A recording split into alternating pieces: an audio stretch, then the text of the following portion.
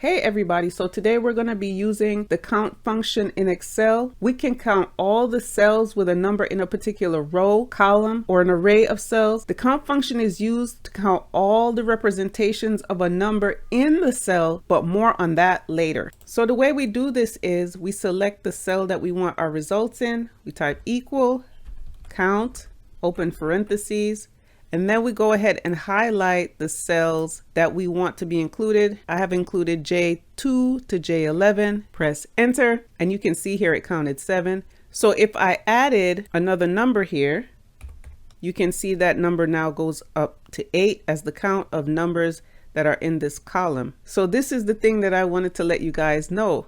So if I added a date here, you can see that that number increased to 8. Dates are represented as numbers in Excel. Let me show you what I mean by that. So if I right click on this tab and I was to change the format of the cells and change that date to a number, you can see that the number is here because all dates are represented as numbers as well. If I was to do all these, you'll see the dates that come up. So if I go ahead and format the cell and hit date, you can see that there are some dates that show up here. If you were to put, say, a string representation of a number, it doesn't change the count. But if you change the value, and you can do that by saying equal value and put the string representation of a number, then it increases the count. I found that interesting. And also, just to prove to you guys, if you add any kind of letters, it doesn't change the count. So count only counts the number of numbers, and that's it. And like I said, dates or representations of numbers. So if you put a date in there, like we showed before,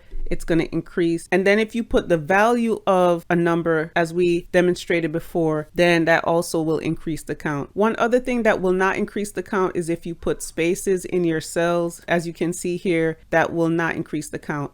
There is a function called function count A that will do that, but we'll do that in another video. Also, another thing to look out for is if you hide your cells. So if I was to hide these cells here, so I highlight these two cells, right click, hide the cell, you'll see that my number doesn't change. If you happen to have some hidden cells and you highlighted all your cells that you wanted to have included in your count function, then unfortunately it's going to get wrapped up in that count as well. So that's something to be aware of. If you have anything that you would like to see me do next, please leave that in the comment section below. Thank you so much for watching. Please subscribe, share with some friends if you thought that this information was useful. Thank you so much. Take care. Bye.